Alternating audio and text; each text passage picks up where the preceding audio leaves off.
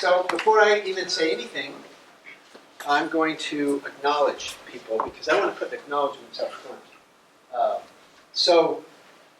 There's a lot of, 20 years is a long time, and there have been a lot of students and adventures in those 20 years that I will not be able to cover. There's a lot of stories I'd like to tell you that I won't be able to tell you. I'm just going to show you some pictures of some of my students over the years that I am thanking, even if I don't get to talk about their work in this talk. So here's Asia Woodrow. Heather Simmons worked on frogs. Asia worked on birds. Megan Leidy worked on horned lizards. Mel Rice or Mel Babbitt worked on pond turtles. Patrick Embledge worked on Gila Monsters. Ray Geroso is going to give us defense next week. He worked on rattlesnakes. Adam Hamiksella worked on birds. James Meidel worked on alligator lizards. Harry Holcomb, now living in Nevada, he worked on beaded lizards in Mexico. Taggart Butterfield is in Mexico right now, chasing toads around. These little schools on these little cane toads. He's actually taking all of his classes in Mexico this whole year. He's a grad student. Caleb Lochran, many of you remember Caleb. He finished. He worked on rattlesnakes. Lewis Myers. Lewis is working on elk. So a few of the students I have to thank for justifying my existence. Some more students, undergraduates. I'm not going to name them all. And some more students that I want to thank. This is probably the busiest slide that you've ever seen. And this is one way to try to cram 20 years into 50 minutes. And I could show more slides of all the amazing people who've helped out over the years and inspired me. But I'll leave it with that for now.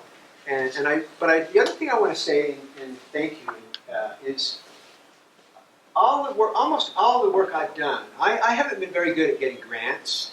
I haven't gotten big NSF grants. Almost all the money for the work you're going to hear about has come from a lot of it from our biology department, faculty development funds, asking the chair for this, that, and the other odd pieces of equipment, student fees students pay for these field courses that we go out on. And so I think we spend a lot. Often we complain about things because we don't have money and there's all these difficulties. But this is an awesome place to work, and I really appreciate the support I've gotten from my department, my colleagues, and from this university over the 20 years. So when I accepted my own invitation to give a seminar today, I came up with the title 20 years, and then I started thinking, oh my gosh, there's all these students and all these projects. And, what am I going to, there have been turtles and there's mammals and birds. How am I going to pick a theme that brings this all together? I mean, sure, there's habitat use and thermal biology and all that stuff. And the idea I came up with, I think, is something that we can all relate to, and it's this notion of trade-offs. Everything involves a trade-off.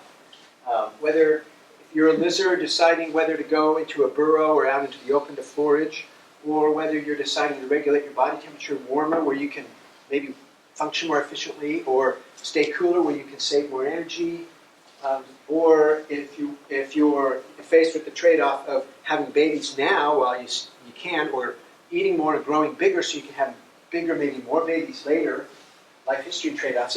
Every quote, decision that an animal makes in the wild involves some kind of a trade-off. And in fact, everything we do in life involves trade-off.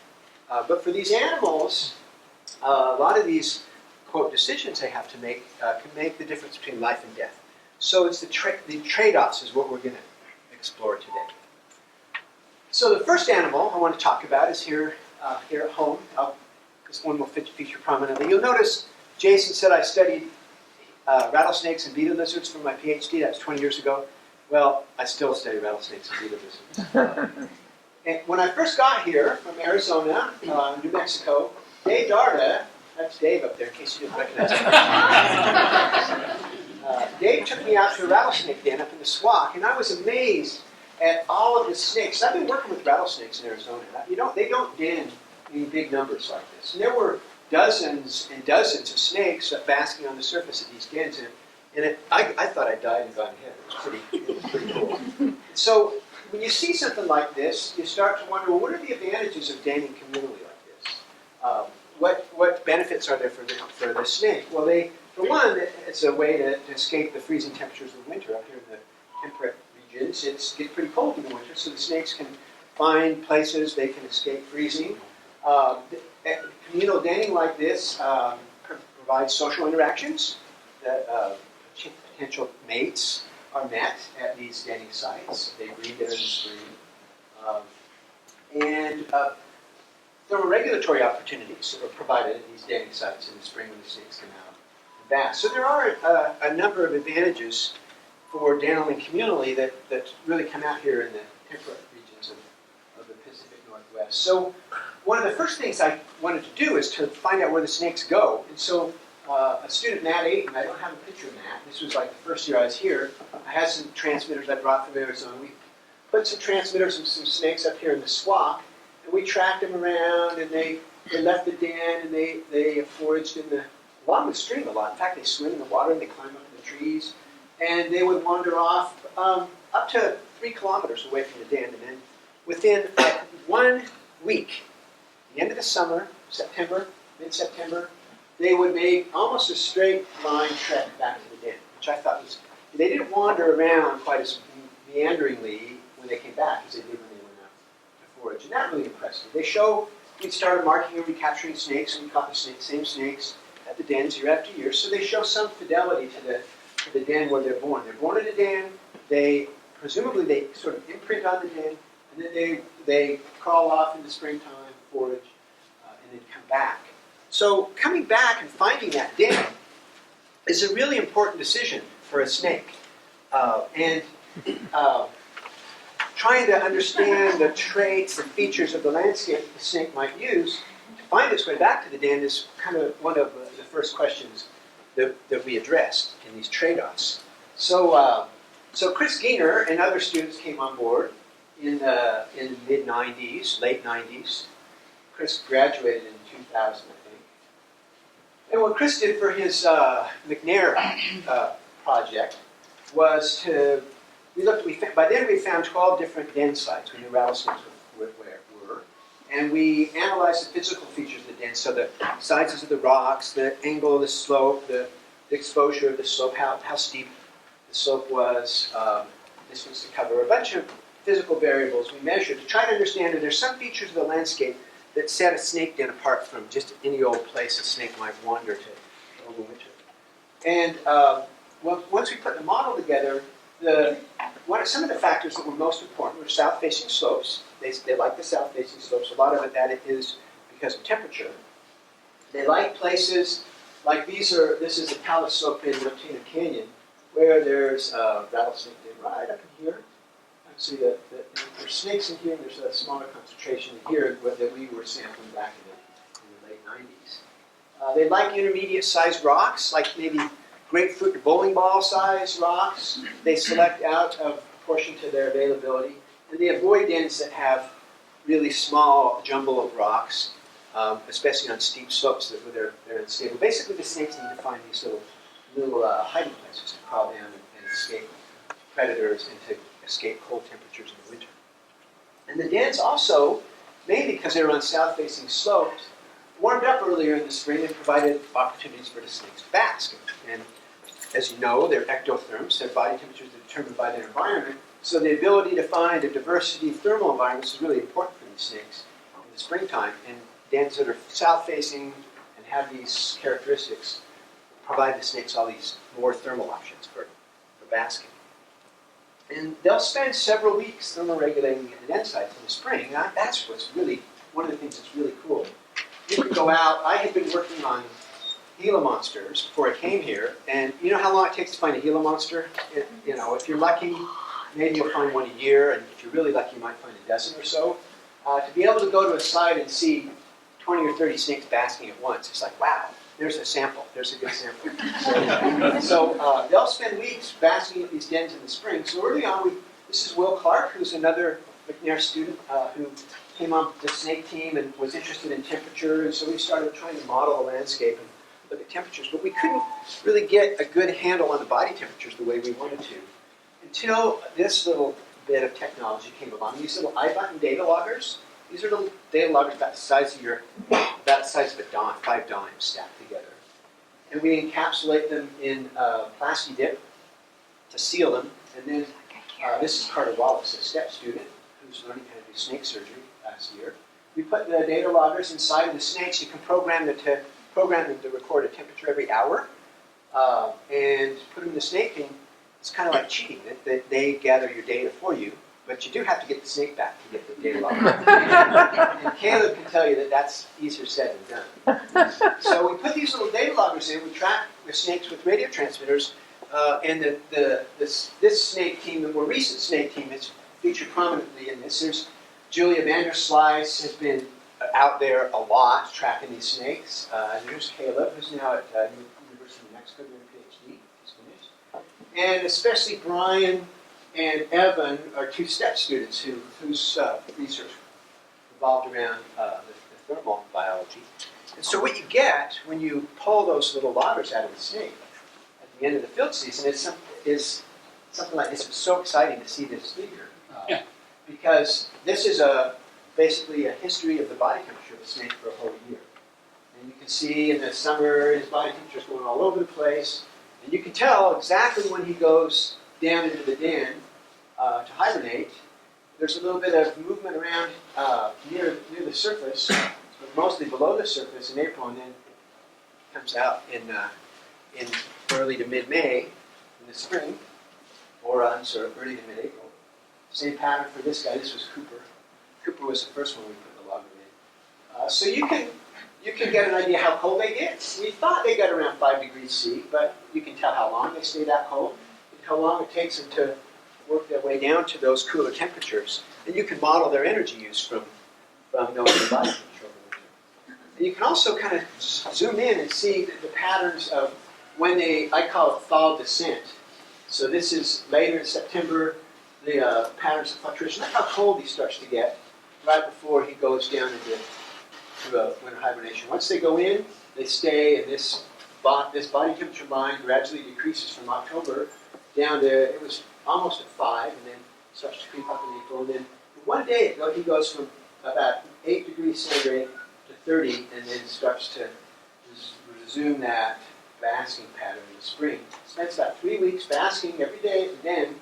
And then this is when he leaves the den, and that the body temperature pattern changes as he leaves the den and starts to wander across the landscape to forage.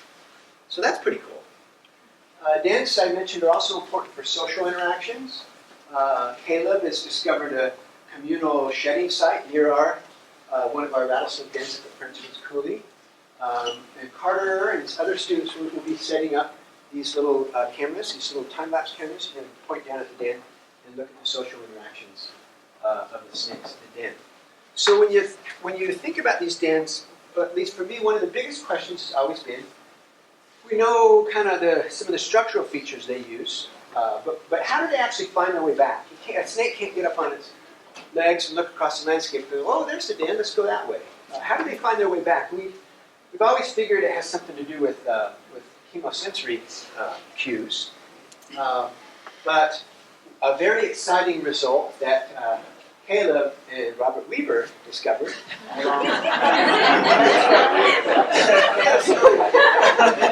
Gabby Lewis. They found that an individual rattlesnake can recognize its own odor, its own chemical signature over another snake. And that's really important because what that says, if a snake can tell its own odor, it can tell where it's been. And it can presumably use that as a cue to find its way back to where it's been at the den. So this is going to be a line of research that I'm pretty excited about participating in with the snake team. I need to talk a little bit more about Robert Weaver because Robert started here about the same time I did. He started as an undergrad. And notice the interesting progression in a CWU student. As an undergraduate, he has no facial hair, and he's holding the animal in his hands. Now it's diffuse growth of facial hair, and he's putting the animal on his face. So, just an interesting observation of the progression of the herpetologist. So let's go south now. We're going to go to Mexico and look at some of the ways that animals cope with extreme seasonality in the tropical deciduous forest down in Mexico. So the place we've been going lately, one of our favorite places, is a beautiful field station, Estación de Biología Chimela. It's right here about 100 miles south of Puerto Vallarta. Here's the field station on this hill, surrounded by tropical deciduous forest. And it's right along the coast of the Pacific Ocean. You can see the ocean there looking west. A beautiful place that I was fortunate to be able to work as a graduate student in the 80s. And they are kind enough to let us come back again and again. The first time we took there were many grad students. The first time we took students down was in 1999. There's another familiar face right there. Does anybody recognize that person? That's Dr. Ernest. In the back of the truck. This is how we used to move students around in Mexico. But when I showed this picture to someone at motor pool and facilities, they get really upset. And then I realized, we have safety regulations. And so we don't do this anymore, just in case there are any administrators. Please, we have to go in vans. Julia can tell you those. We get in vans, we have seat belts, and we're very safe.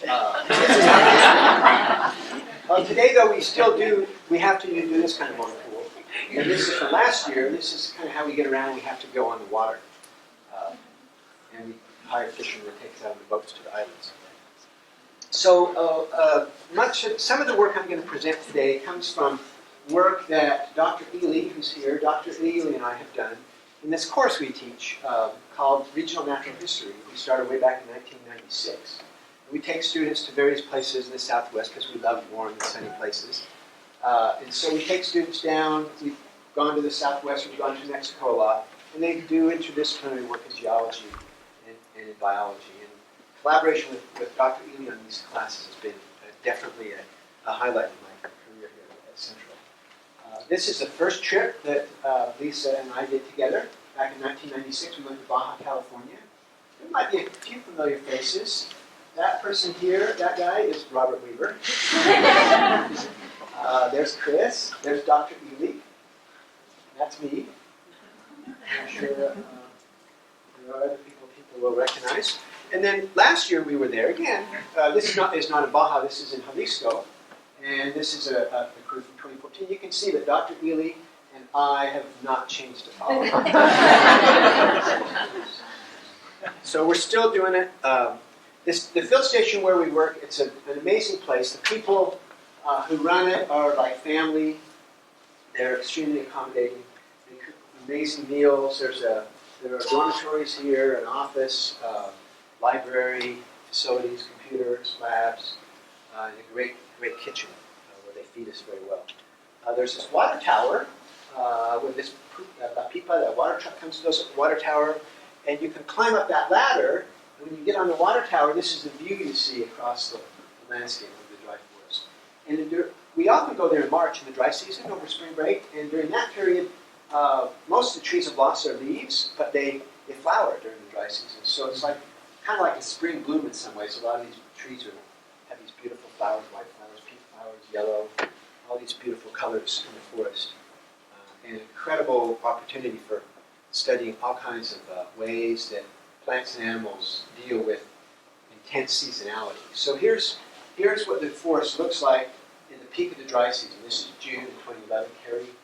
Harry took that when he was down there doing his master's research. And this is late June, 2 weeks later, after the rains come. From the very same position, this is what it looks like. The transformation is amazing. You can almost watch the leaves grow and the green take over. It changes from like a desert almost to a tropical rainforest practically overnight. That transition is pretty astounding. So because of the variation in topography and because of that seasonal rainfall, there's some very interesting spatial variation in the forest types. So in this picture, you can see the green forest down here. This is the arroyo forest. It's lower down in the valleys. The soils are deeper. Water table's higher. So the trees tend to stay green in that area, even during the dry season. And then as you move up out of the arroyo forest, Then the soils are shallower and drier, and the trees tend to be more deciduous, and they drop their leaves as the dry season progresses. So that creates variation in forest structure, one, but also in temperature and humidity that make things interesting. So if you look, we looked at the temperatures. So we set up these transects from the arroyo forests that go up onto the hills, and we measured temperatures, both these are air temperatures and surface temperatures.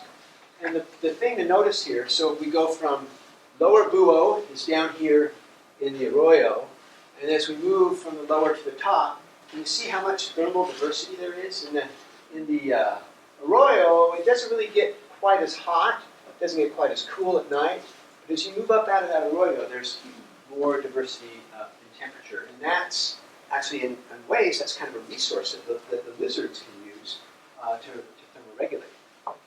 And so one of the early projects back in the 90s that the group did down there was to look at lizard activity, compare the arroyos with the uplands. There's Ginger again, there's Nick Severi, and that's Ella Stumbaugh. And Ella, I think she works for a biotech company, Biogen. She did a master's in anthropology. Anyway, what these students found was that there's more activity, more lizard activity in the upland forest, out of the arroyos, about twice as much as there is down in that denser arroyo forest that's maybe cooler and moister, but there's less activity, more activity in the uplands. And then in 2010, more lizard people came on board to explore the patterns, and by then we had set up some pitfall arrays. So these pitfall traps are pretty cool. Oh, this is Marina Donoso. She's applying for dental school right now, actually. So these pitfall traps, we use them up on I-90 too. The lizard will crawl around the forest, they'll bump into this fence, and they'll follow the fence, and when they get to the end of the fence, they'll plop in a bucket. It's a great way to catch lizards. So they crawl on the fence, pop in the bucket, you find a lizard in the bucket, and you go outside Christmas. Sometimes you find tarantulas, sometimes you find scorpions. Often you find kissing bugs. I don't know if Dr. Stryker's here, but Dr. Stryker's going to be working on kissing bugs down there. And sometimes you find, we found a coral snake in one once. You don't want to grab it by it. But you often pick out some pretty cool lizards.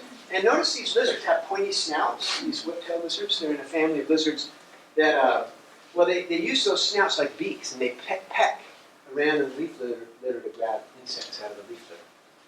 So these students looked at the different lizards that fall in pitfall traps and tried to understand if there's any differences in the community structure, the different kinds of lizards you find in the arroyo versus in the uplands. And mainly it's these 4 species. 3 of them are whip-tailed lizards, and this is a Sceloporus, a lizard that lives in the leaf litter. And so what they found was that, kind of like the other group found, near the top of in the upland areas, out of the arroyos, is where you find the greatest diversity of lizards, the greatest species diversity, and the greatest number of lizards.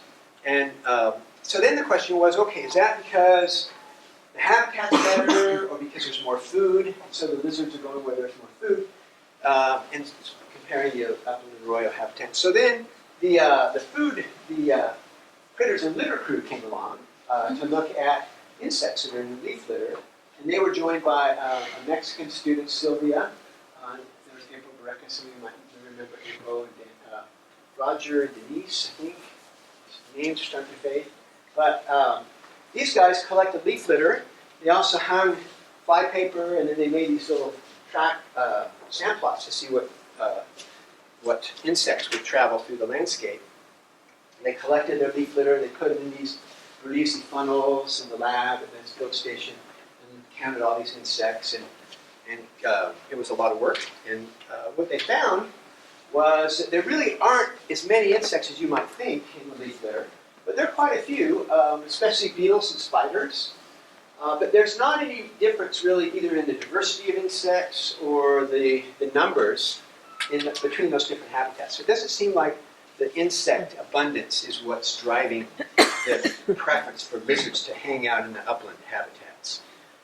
Another group that looked at lizard diet, they actually stomach flush the lizards. They got the lizards out of the pitfall traps, and you can extract the food that's in their stomachs. And they found that only about 10% of the lizards had any food in their stomachs at all. So those lizards are hungry, and they're not eating. They're not finding much food during the dry season. It's a little bit tougher time than we thought it was. Most of the lizards that are active during the peak of the dry season are juveniles. Adults have enough energy stored that they can sort of hang out hidden until the rains come. So the bottom line here is that it's not necessarily driven by food, but it's driven by sunshine is what causes lizards to prefer to hang out in those upland habitats. And the transects, where we found most lizards, have the lowest canopy cover, the most sun coming through the forest. And also, when the students looked at their sand plots within the forest types, they found a relationship between canopy cover and lizard diversity, where canopy is more closed. If it's shadier, you're going to find fewer lizards. And even in the arroyos, they found pretty good abundance of lizards as long as canopy is open. So it's the sunshine that makes a difference for these lizards, not so much the habitat type. So that's spatial variation of forest habitats. That's what that makes life worthwhile. Makes it very interesting. It's not just lizards, but so many other organisms that inhabit that forest. So another trade-off we looked at is whether to roam or to take cover. So this is in beaded lizards, and beaded lizards spend a lot of time in shelters. And the decision to leave a shelter and go off looking for food is a pretty important one for a beaded lizard because they can be vulnerable to predators, even though they're venomous. For example, they can make a good decision. This beaded lizard made a good decision to go out foraging. It actually ran into us, and then we picked it up, put it in the tree, and tried it. But it was really a pretty good day for that lizard because we fed it. He was happy. This lizard was not so happy, and people actually go out of their way to run. This is in Alamos. This wasn't at the field station. This is in northern Mexico. But people will go out of their way to kill these animals out of ignorance and fear. So there can be good decisions. Your decisions can have severe consequences. So Team Heloderma is part of this story, and that's Carrie Holcomb and Taggart Butterfield recently has joined the team. So these are the two CWU students. Jesus Olivan, some of you met Jesus when he was here for a couple of months over the summer. Jesus and Oscar Rivera, these are the two Mexican grad students on the team. And then this is Dale DiNardo, who's a professor at ASU, and then my longtime colleague Andres Guayo, and Andres Garcia, who's a professor in Mexico at UNAM. So this is Team Heloderma, and we're looking at these decisions about whether to roam or take cover. And so the way Carrie and Jesus have figured out how to determine when lizards are on the surface is, again, to use these iButton data loggers. Put a data logger in the lizard, and notice how temperature varies. This is air temperature over a few days. The vertical lines here are midnight. So this is at midnight, one day, midnight to the next day. Of course, at noon, the air temperature is really hot. And you can track once you take the day logger out of the lizard, after you've had it in there a while, you can track the body temperature so the lizard's cool, and then notice its body temperature goes way up here, way down here, and then it's stable temperature for a few days, and way up here, way down here. So those are periods we can identify when we pull the loggers out, even if we're not actually watching the lizard, that they're out of their shelter, that they're in the open, in a variable thermal environment where their body temperature tracks the ambient. So that's how we figure out, we call it temperature-based. It's not really activity, it's more like temperature-based surface, being out on the surface estimation. So what we did was to compare the dry season and the wet season. How do lizards, beta lizards, respond to those different, extremely different seasons? So here's some temperatures of the ground and the air during the peak of the dry season. And you can see it gets pretty hot. This isn't shade. These are shade temperatures, believe it or not. It gets pretty hot even in the shade. Of course, the data logger is up in the upland, partway up the upland, so it's hard to find really good shade up there in the dry season. You can see how variable those temperatures are. If we look at the body temperature of the beaded lizard, the same period, the green line, well, what's he doing most of the time? He's in a nice, stable shelter, 26 degrees.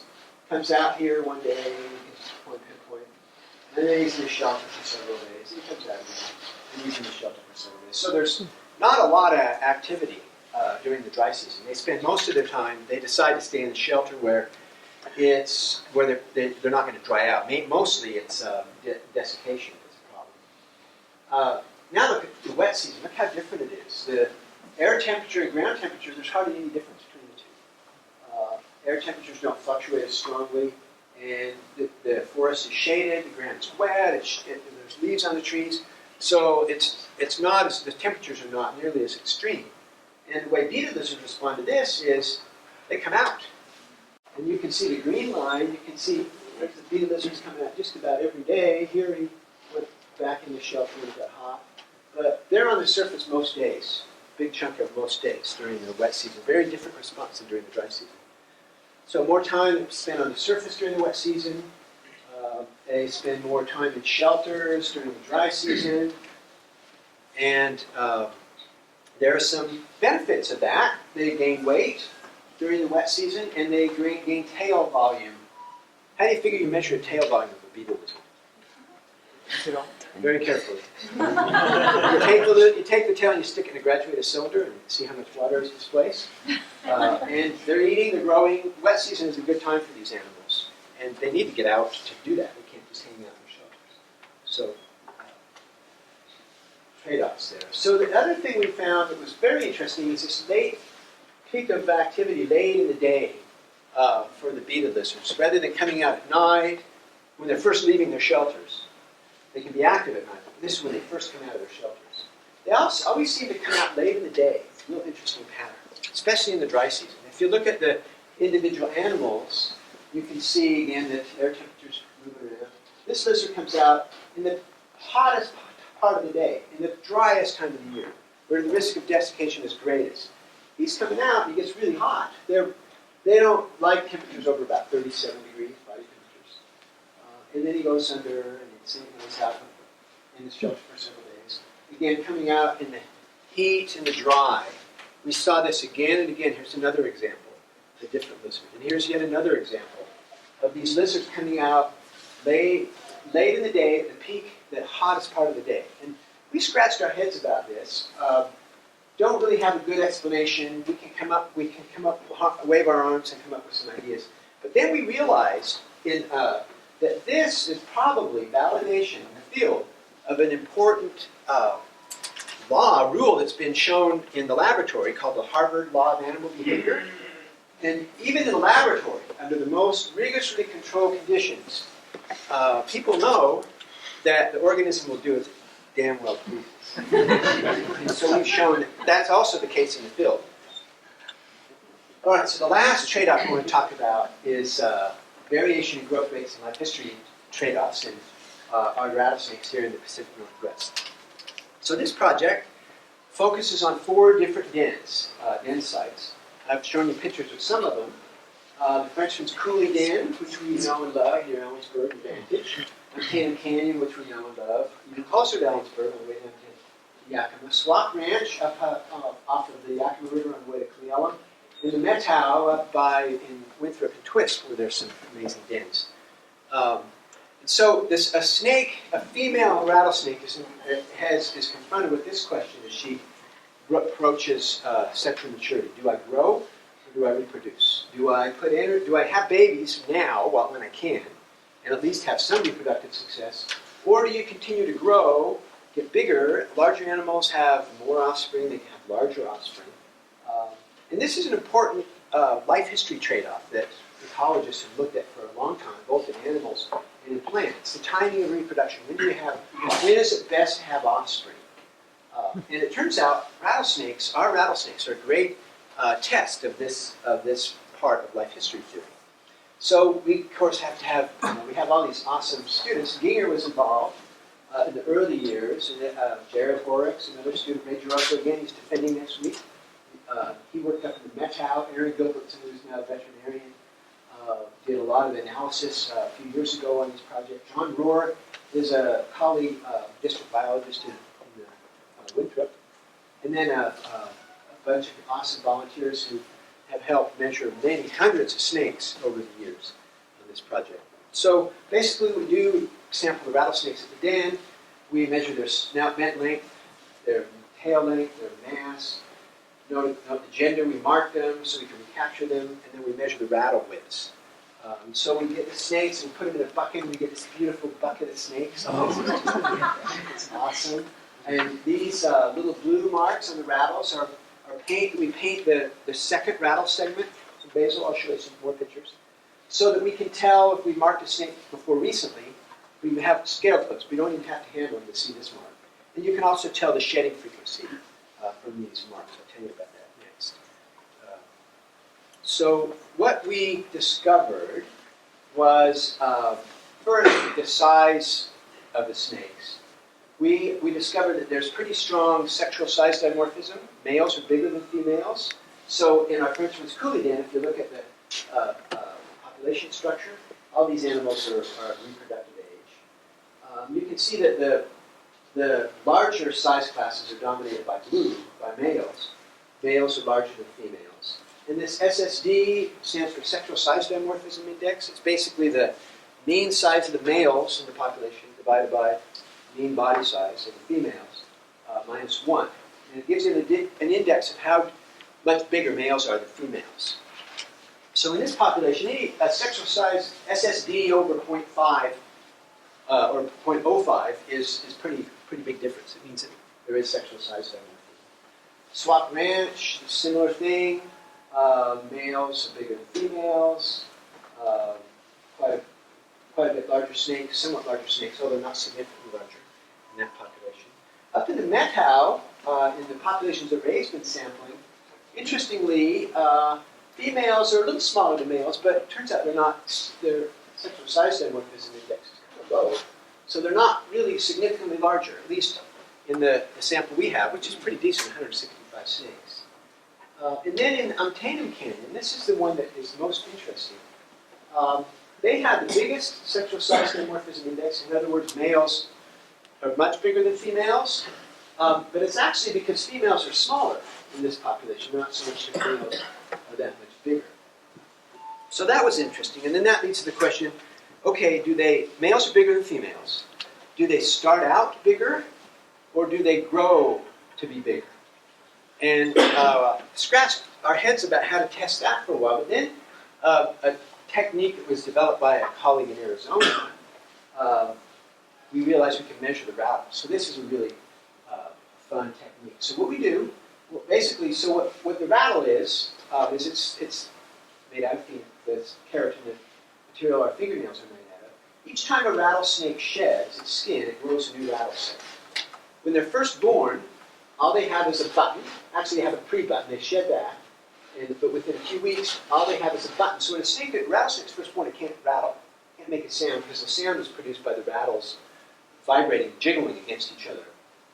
So when they're first born, they have just a button, and then each time they shed, they grow a new rattle segment on the rattle.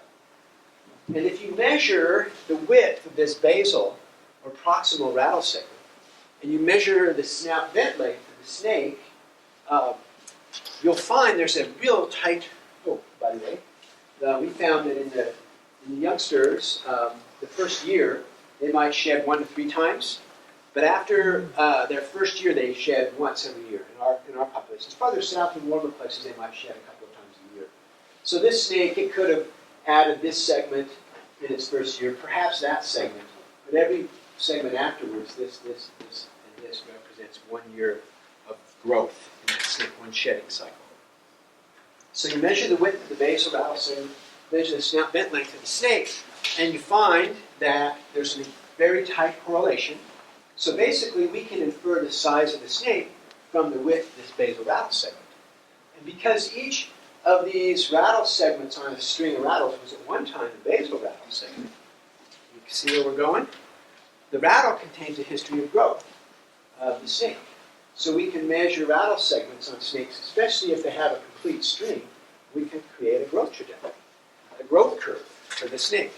And so when we look at those, we compare. So this is the size at birth with the button, and we measure the several rattles. These are only in snakes where we had a button intact and 7 or 8 rattle segments. So it's hard to get a sample this big. But for all of our dens, we put all the data together. Notice that they are born the same size, and females diverge, or males diverge from females at about the 6th shed. That this difference in size becomes significantly different from that, males and females. And this point where they diverge is the point where that trade-off occurs, where females are trading growth for reproduction. Females start having babies here, and they aren't growing. Males continue to grow, and so the growth curves diverge. So what we noticed, Aaron was playing. Oh, wait a second. This is cool. So if you look at the sizes of the adults, so once a rattlesnake gets about 10 millimeters width on its rattle segments, these snakes are adults, reproductively mature adults. And so if we look at growth of adults, just by measuring the rattle segments, and you compare males and females. So these two snakes, as adults, started out the same size, and you can see the female. She grows a little bit this year. She actually shrinks. They do actually shrink in years when they're reproducing. So this is the year she had offspring. She grew this year. Yeah, she might have had a bad year, or she could have had babies. Grew a little bit. Could have had babies that year. Could have had babies that year. Usually they have offspring every other year. Whereas if you look at the males, they just continue to grow. So this is a nice way to demonstrate trading growth for reproduction. And we've seen it in a lot of the dens. Ray's thesis looks at this in more detail, so if you want to come next week, check that out. So when we look at the point where they diverge across our different dens, at the Frenchman's Coulee den, females are starting to have offspring at about the 7th shed, where they diverge significantly from males. As we move to the swap den, females diverge at about the 6th shed, where they become significantly smaller than males. The peanut measures ANOVA. And at Antietam Canyon, the point where they diverge and where they start having offspring is only at the 5th shed. So these snakes are only 2 or 3 or 4 years old. Probably 3. Whereas up in this Metal, there's no divergence.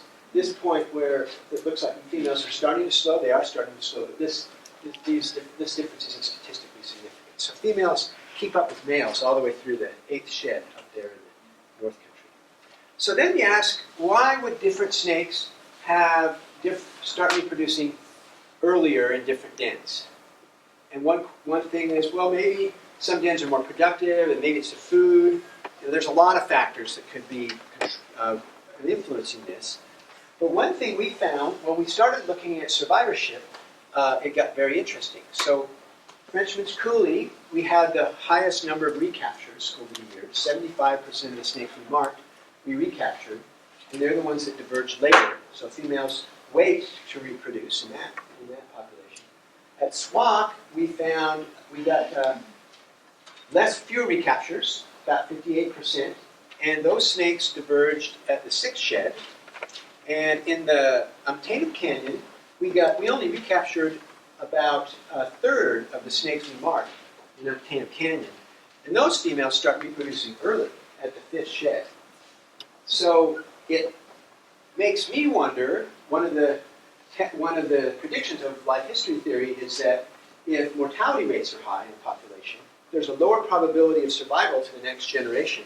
Then the trade-off should push you on the edge of having babies earlier. If you have a higher probability of surviving, like here in Frenchman's Coulee, then keep growing and have babies later when you're bigger. Perhaps you can have more babies.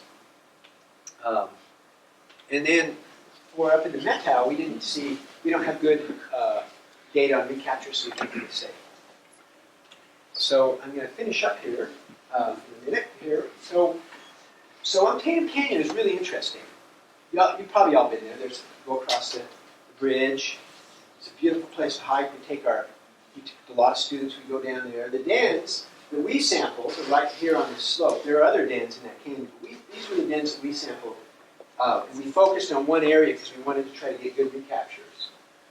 And if you go in Antietam Canyon, especially years past, it's gotten better. People's attitudes about rattlesnakes seem to have changed over decades since I've been here. But people find snakes and they kill snakes. They're afraid of snakes. They're ignorant about how amazingly beautiful and not threatening and not harmful snakes are, and they freak out and they kill them because they don't understand. And so there's a pretty heavy impact from humans in this canyon. And I think that part of the pattern we're seeing, early reproduction in smaller females in this den site, is a result of mortality from humans on these rattlesnakes. And so when a rattlesnake is confronted, with females confronted with the question to grow or to reproduce, the answer is, well, it depends. And one of the things when you look at these buckets of snakes that you notice, among other things, you notice the variation within the dens, variation in color, variation in patterns, and there's also quite likely variation in the timing of reproduction. Some females in a den, in a population, just might be females that have babies earlier, whereas other females might be naturally, might have babies later. And depending on whether predation rates are high or low, one or the other strategies might pay off and prevail. And within just a few generations, you can imagine in a population, if you're having babies early and you're the only ones who are surviving to pass that trait on, then you're going to end up with smaller females and females having babies earlier. One of the things we're hoping to test, if I get sabbatical next year, is you can actually genotype now. You can find genotypes of the snakes with new molecular techniques and tell who's related to whom. And by measuring those rattlesnakes, we'll be able to tell if the females that have babies earlier are related to one another, if there's maybe a potentially heritable component to that. So I'm going to close by saying it was 20 years, just over 20 years ago, that I was confronted with the decision. Chris and I were, we were both having a great time in the Southwest, living on this little ranch in Red Rock, New Mexico. And Chris gets this awesome job in this place called Ellensburg. And I was confronted with the decision: do I go to Ellensburg and leave the Southwest? And I was just spousal baggage. It was a hard decision for me, actually. I was like, okay. But I made the decision. I came here, and in 20 years, I've been able to work with an amazing group of students and colleagues, and I've gotten to do some really great stuff. And so it was a good decision. It was one of the best decisions I've made. So I'm just going to leave you with a quote from Yogi Berra that gives us some insight, some sage advice on this notion of how to deal with trade-offs. And that is, when you come to a fork in the road, take it.